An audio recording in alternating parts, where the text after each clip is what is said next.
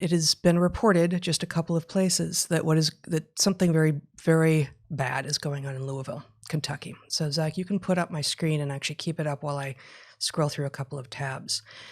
The Louisville Courier-Journal, which is the local newspaper, reported on, it was updated yesterday, but it was reported first on August 1st, that the Cuban community plans a rally at the Nulu restaurant in response to Black Lives Matter demands. And some of you will have heard what this story is, but basically this guy, Fernando Martinez, who is himself an immigrant from Cuba and has become successful as a restaurant group in Louisville, basically received what he described as mafia tactics, shakedown requests from the local Black Lives Matter movement.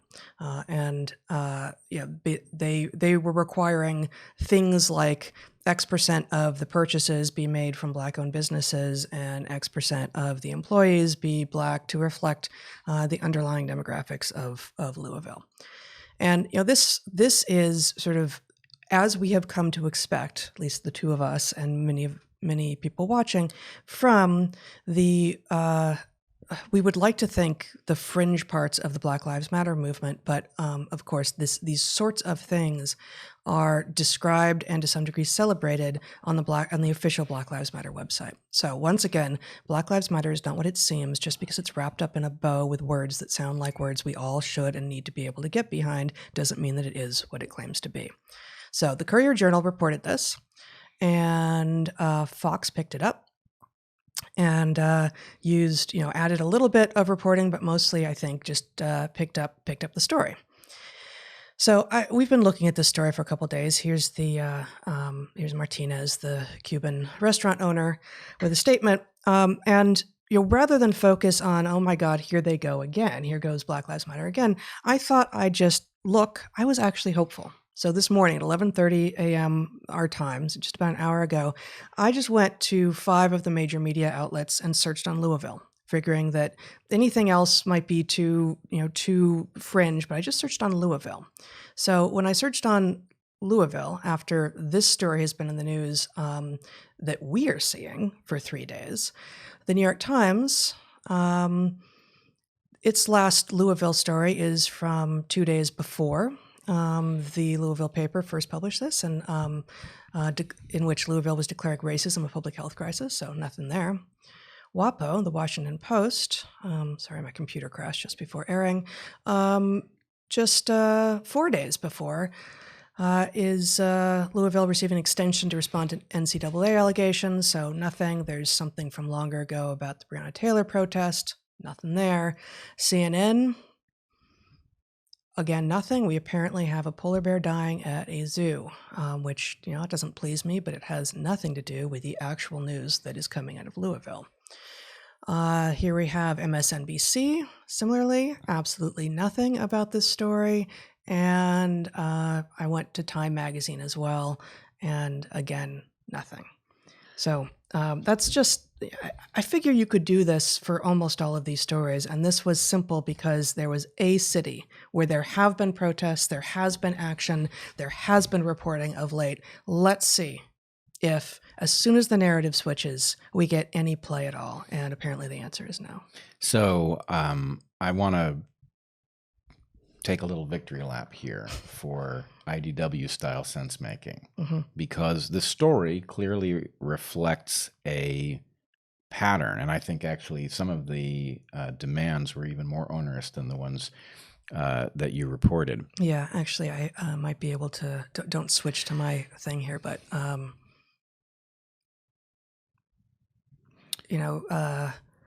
nonprofits in the Nulu district will submit to a voluntary external audit of their board of trustees and take necessary steps. Quarterly roundtable discussions to be held accountable for their commitments to these demands. All business owners and nonprofit leaders.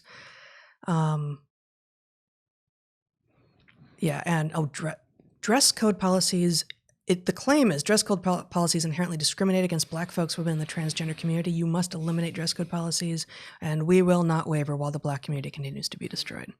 So that's some of them. I would just like to point out, you just went through a series of mainstream press outlets that failed to report the story entirely.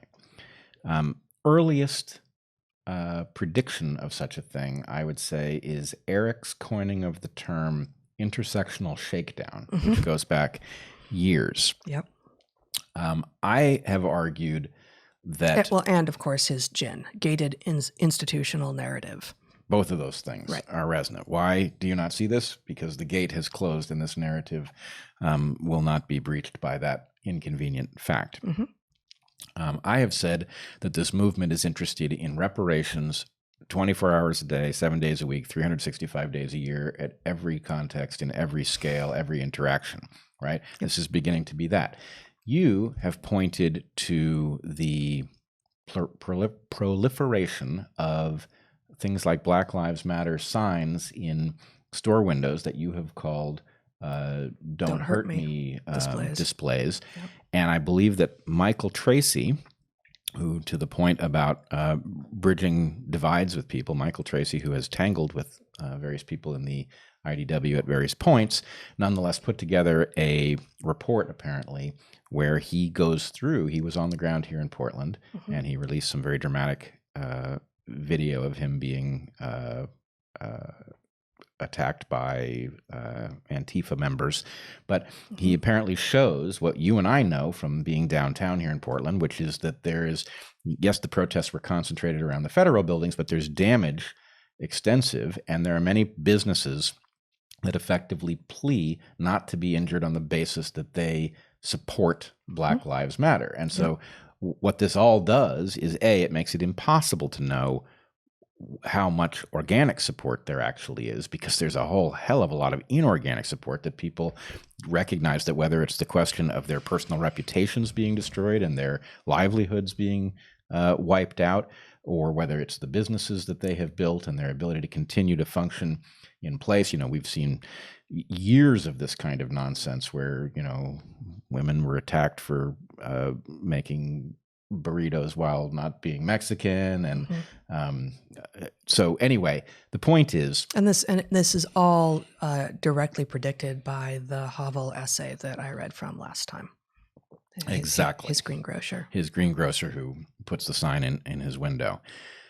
So if you're paying attention to the mainstream sites, you will have no idea that this is even going on. You will not understand that your sense making is missing this very important piece of information about what this movement is. And so when you see people like us troubled by the idea that this movement is partnering with the Democratic Party, and what does that mean for the future of the country, you'll think we're overreacting, right? Because you've been fed a verificationist slate that will lead you to believe that things aren't nearly so troubling as they actually are. We are, for instance, to believe that now the feds are out of Portland, everything's fine. And of course, what has happened is that the rioters have moved to the east side of Portland to a local police precinct where they are making trouble there. They're no longer in front of the federal building. They've moved their activities. So all those going to the federal building and looking for confirmation that it was the feds who were causing this can find that. That is the verificationism in action. So it's like willful blindness using verificationism. You will be provided a set of evidence that is safe for you to navigate and say, I don't see the problem. Right. And it's very, very dangerous. Yeah. I guess one final point I would make is something emerged, I believe yesterday, body cam footage from the George Floyd arrest. And I must say, back when I was on Joe Rogan's program last, when would that have been? June, maybe? July? June, July? Somewhere on the cusp of the dawning of July. And among the things I talked to him about was... Is that the age of Aquarius? I'm not sure. No, that's a boomer thing. I'm not into it. But anyway, I talked to Joe about the troubling hints that the George Floyd arrest was a very complex thing that would require a court to sort out the details, which I still feel very strange about saying, given what everybody seems to believe about this arrest. In the intervening time, a transcript of the body cam footage emerged, and I read it as you did, and it is full of complexities that reflect, yes, the need to actually sort out what the police policy was, what the state of George Floyd was, lots of things, including that he insisted he couldn't breathe before he ever hit the ground, that he actually requested to be put on the ground, that he refused to be put in the vehicle. But in any case, the body cam footage emerged yesterday, and it does reflect the same complexity that requires sorting this out in a court. But then today, CNN released an edit of that video, which seems to strongly suggest the alternative interpretation, that everything is exactly as you've been told and it's just as dire as you think. So are you saying that what was released yesterday is unedited, that we have access, that what was released by the police department presumably is unedited? Do we have reason to believe that that's true? I am saying that, first of all, I'm not sure what unedited means. There's obviously a start and a stop point, and sure. You've got two cameras. But between the start and stop point, are we seeing everything that was recorded? That's a good question. I'd like to know the answer to it. So an edit of an edit is obviously devious, but an edit of a non-edit is far more devious. Right. And here's what I would caution our viewers. I think you should see the whole thing. And before you formulate a judgment on what you've seen, you should look at all of it in context. If you assume that CNN is presenting you with the salient bits and you formulate a judgment based on that, I think you will come out somewhere very different than you would come out if you just simply looked at whatever it is that the body cams recorded as they were operating. So incredibly uncomfortable to talk about this, but the complexity of what unfolds is substantial, and you should not let anybody tell you what it means. The answer is this does require a court, and in order to have a court that functions properly, it requires that citizens who sit in that court as members of a jury understand that they are entitled to reason based on evidence rather than based on the threat of violence that clearly exists if the verdict does not go the way the public expects and most of the public hopes it goes. So anyway, it's a caution about verificationism and about the fact that the gated institutional narrative is inclined to deliver you something that your verificationist mindset is likely to accept, and that this can actually march us into great danger of historical proportions.